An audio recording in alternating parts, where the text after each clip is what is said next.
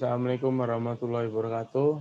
Kami dari kelompok 1 menjelaskan tentang perhitungan preliminary design, perhitungan pembebanan angin dengan cara memasukkan beban angin pada shaft 2000. Nama saya Reza Ardiansyah, NBI 14317025. Nama saya Cahyo Fadila Ramadan, NBI 1431700028, dan ada rekan kami Abdul Majid yang berhalangan untuk hadir.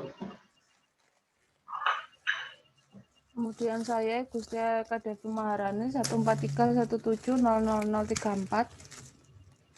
Trianto Sanjaya Putra, NBI 143 17070.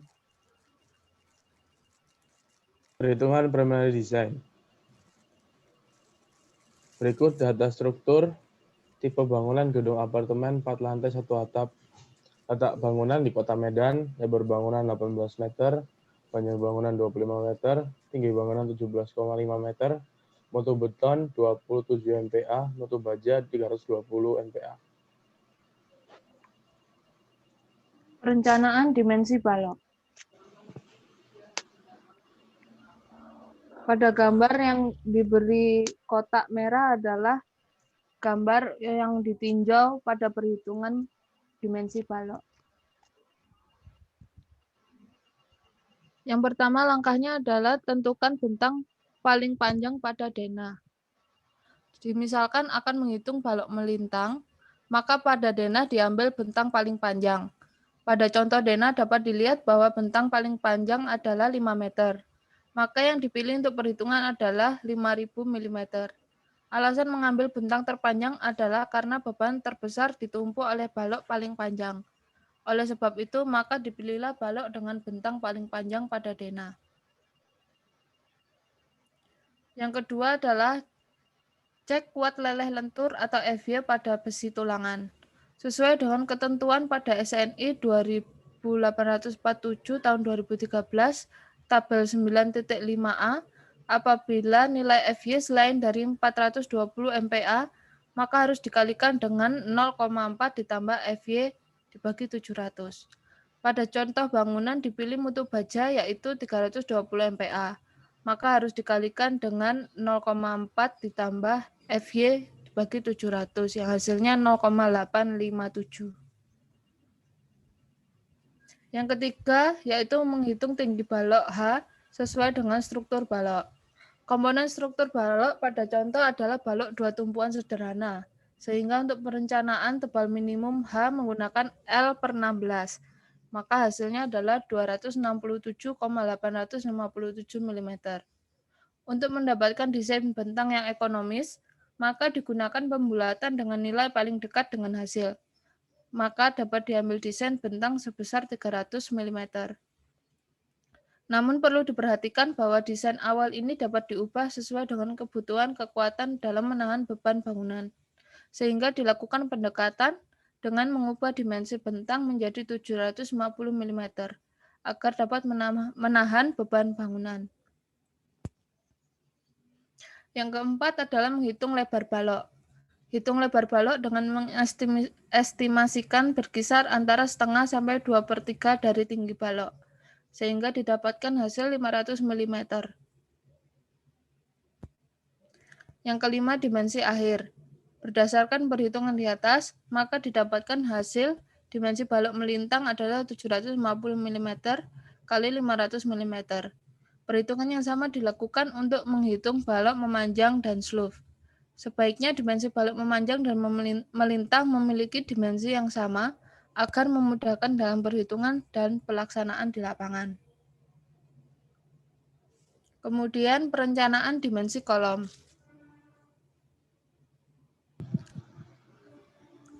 Dimensi kolom yang ditinjau terlihat di dalam gambar itu yang di kotak merah. Langkah yang pertama adalah pilih kolom yang berada di tengah bangunan. Alasan memilih contoh perhitungan kolom berada di tengah bangunan adalah karena memikul beban paling besar daripada kolom yang berada di pinggir bangunan. Yang kedua, menentukan tinggi kolom pada struktur bangunan. Sesuaikan dengan rencana bangunan, yaitu 3,5 meter. Yang ketiga, menentukan bentang balok paling panjang. Berdasarkan dana bangunan, bentang balok terpanjang adalah 5 meter. Yang keempat, pilih dimensi balok. Dimensi balok yang diambil adalah balok yang telah dihitung sebelumnya, yaitu 750 mm kali 500 mm. Yang kelima, hitung dimensi kolom dalam memperhatikan konsep strong column weak beam. Perhitungannya sesuai dengan SNI 2847 tahun 2013. Next. Maka didapatkan hasilnya yaitu 619,88 mm. Untuk mendapatkan sifat struktur menjadi strong column weak beam, maka dimensi balok harus lebih besar daripada dimensi kolom harus lebih besar daripada balok. Berdasarkan perhitungan di atas, maka dimensi kolom adalah 800 kali 800 mm. Perencanaan struktur plat.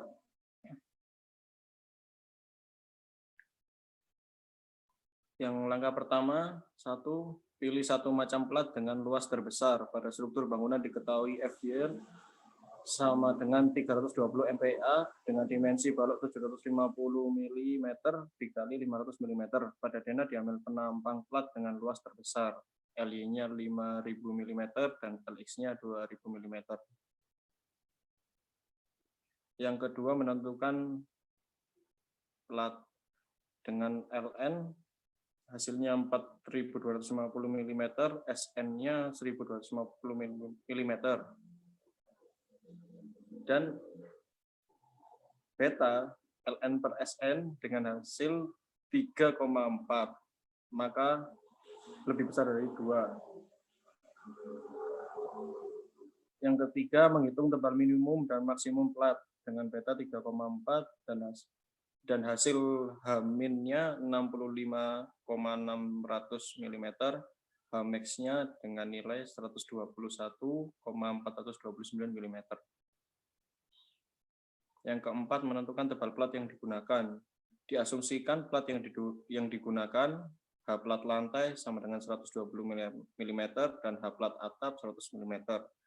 Cek H-max lebih besar dari H dan lebih besar dari H-min yang dianut dalam pasal 9.5.3.3 SNI 2847 tahun 2013. Plat lantai 121,429 mm lebih dari 120 mm dan lebih besar 65,600 mm memenuhi syarat dengan plat atap sama. Cek H lebih dari 90 mm dengan dianut dalam pasal 9.5.3.3 SNI 2847 tahun 2013. Plat lantai sama dengan 120 mm lebih besar dari 90 mm memenuhi syarat. Plat atap dengan 100 mm lebih besar dari 90 mm juga memenuhi syarat.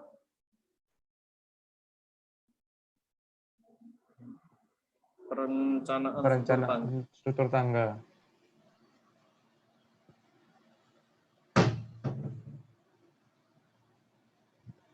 Next.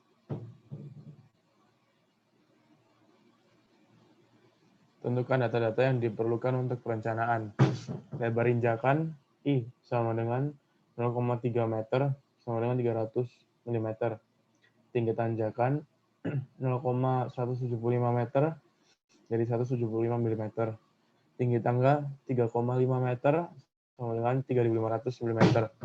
Tinggi bordes sama dengan 1,75 meter sama dengan 1.750 mm. Panjang datar tangga sama dengan 2 meter jadi 2.000 mm. Kedua, hitung panjang miring tangga. L sama dengan tinggi bordes kuadrat tambah panjang tangga kuadrat. Tinggi bordes 1.750 mm kuadrat tambah 2.000 mm kuadrat sama dengan 2.657,536 mm.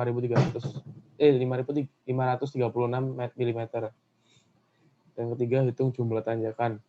NT sama dengan tinggi bordes dibagi tinggi tanjakan sama dengan 10 buah. Yang keempat, jumlah injakan. NI sama dengan NT kurangi 1. sama dengan 10 kurang 1 jadi 92. Yang kelima, hitung sudut kemiringan. Alfa sama dengan arc kali tan T per I sama dengan arc kali tan 175 mm per 300 mm sama dengan 30,256 derajat. Yang keenam, hitung syarat sudut kemiringan.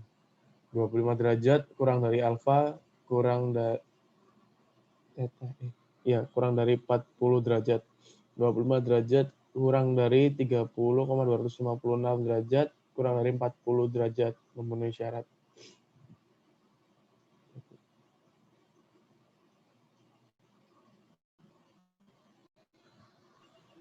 Selanjutnya adalah pembebanan angin. Pembebanan angin ada dua cara, yaitu menggunakan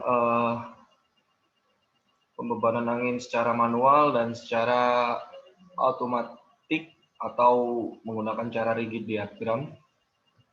Yang pertama kita akan bahas mengenai dengan cara manual terlebih dahulu. Untuk pertama harus menentukan kecepatan angin dasar atau V berdasarkan angin terbesar selama periode tahun 2015-2018. Yang mana ini adalah Kota Medan, yaitu adalah 23 knot atau 11,8 km per jam. Dan faktor arah angin atau KD berdasarkan SNI 1727-2013 tabel 26.61 bangunan gedung adalah 0,85. Dan kategori exposure berdasarkan SNI 1727-2013 tahun 2013 tabel 26.7.3 kategori exposure-nya tergolong B, atau di mana exposure B ini adalah untuk bangunan gedung dengan tinggi atap rata-rata kurang dari atau sama dengan 30 feet atau 9,1 meter. Exposure B berlaku bila mana kekasaran permukaan tanah sebagaimana ditentukan oleh kekasaran permukaan B berlaku di arah lawan angin untuk jarak yang lebih besar dari 1.500 feet atau 457 meter. Untuk bangunan dengan tinggi atap rata-rata lebih besar dari 30 feet atau 9,1 meter, exposure B berlaku bila mana kekasaran permukaan B berada dalam arah lawan angin untuk jarak lebih besar dari 2.600 feet atau 792 meter atau 20 kali tinggi bangunan. Itu dipilih yang terbesar. Yang keempat adalah menentukan faktor topografi atau KZT. Bagaimana diatur dalam SNI 1727-2013 pasal 26.8, jika kondisi situs dan lokasi gedung dan struktur bangunan lain tidak memenuhi semua kondisi yang disyaratkan, KZT-nya adalah 1. Nomor 5 adalah menentukan faktor efek angin atau G. Faktor efek tiupan angin telah diatur dalam SNI 1727-2013 pasal 26.9. Faktor efek tiupan angin untuk suatu bangunan gedung dan struktur lain yang kaku boleh diambil sebesar 0,85. Keenam adalah mengklarifikasikan ketertutupan. Bagaimana diatur dalam SNI 1727-2013 pasal 26.10. Untuk menentukan koefisien tekanan internal, semua bangunan gedung harus diklasifikasikan sebagai bangunan tertutup sebagian atau terbuka. Suatu bangunan yang tidak memenuhi definisi bangunan terbuka atau tertutup sebagian harus diklasifikasikan sebagai bangunan tertutup. 7. Menentukan koefisien exposure, tekanan velositas KZ dan KH. Tinggi bangunan total adalah 17,5 meter dan ZG-nya 365,76 sesuai dengan SNI. Kemudian hasil dari KZ-nya adalah 0,843 dan hasil dari KH-nya adalah 0,861. Kedelapan adalah menghitung tekanan velositas QZ dan QH. Dan di mana QZ-nya adalah 61,160 N per M persegi dan QH-nya adalah 62,466 N per meter persegi. 9 adalah koefisien tekanan eksternal untuk dinding pada gedung. Lebar bangunannya 18 meter, panjang bangunan 25 meter. L per B 1,389, CP yang digunakan 0,8 dan CP satunya min 0,7 dan satunya 0,3. Pada arah angin datang beban anginnya adalah 4,159 km per meter persegi, dan pada arah angin tepi min 3,717 km per meter persegi, dan pada angin pergi min 1,596 km persegi. Ini arah beban angin yang dimodelkan pada struktur. Untuk rekapitulasi perhitungan beban angin pada angin datang, angin pergi, angin tepi, dan sebagainya. Kemudian ini adalah arah Y global, arah sumbu Y global pada bangunan tersebut,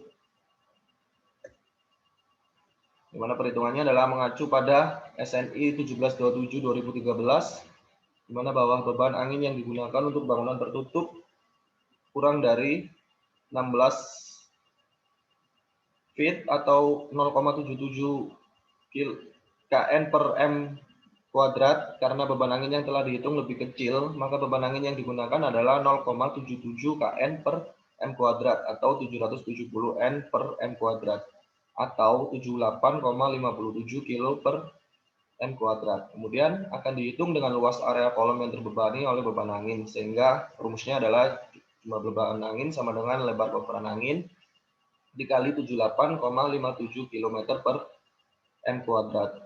Maka pada setiap area yang ditinjau adalah jumlah beban anginnya sekian. Lanjut, ini pada potongan arah X, sumbu global arah X.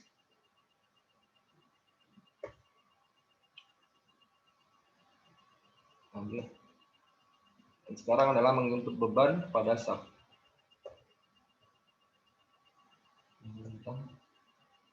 Langkah pertama adalah dengan memilih menu define, kemudian load case, kemudian kita masukkan angin atau wind,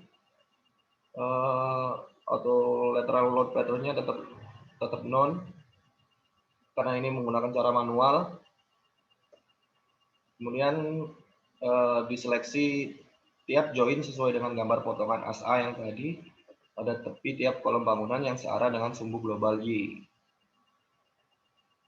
Kemudian untuk memasukkan bebannya yaitu pilih menu assign, join load, force. Kemudian kita masukkan jumlah bebannya tadi yang telah dihitung, kemudian OK. Kemudian ini arah ke sumbu X. Sama, masih dimasukkan untuk itunya. Dan arah anginnya harus disesuaikan dengan SNI yang tadi ya. Yang ini. Di mana ini arah anginnya, angin datang, angin tepi, dan angin pergi.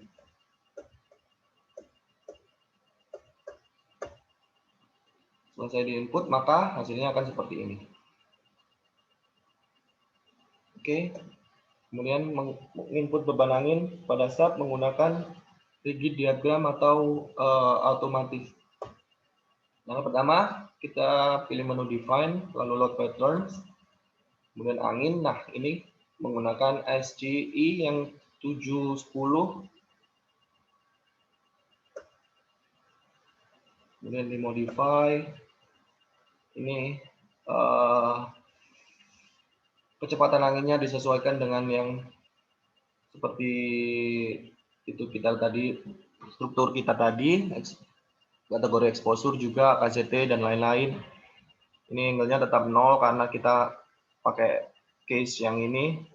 Nah, maka nanti akan otomatis dihitung oleh sub pada seluruh arah angin. Jadi akan otomatis ini. Oke, lanjut. Kemudian setelah itu adalah define, join constraint. Kita pilih yang diagram. Kemudian ini bikin diagramnya sesuai dengan jumlah lantai pada bangunan kita yang kita rencanakan atau yang kita desain. Ya, karena ini 4 lantai dan 1 atap, maka diagramnya sampai 5. Kemudian kita seleksi semua join pada lantai pertama. Lalu disesuaikan dengan ini, assign, join, constraint. Di lantai pertama kita pilih yang diagram pertama, dan di lantai yang kedua kita pilih diagram yang kedua, tapi jangan lupa diseleksi dulu kayak gini, sampai seterusnya di lantai yang paling atas. Sekian presentasi dari kelompok kami. Untuk salah kata atau kurang lebihnya kami mohon maaf sebesar-besarnya. Assalamualaikum warahmatullahi wabarakatuh.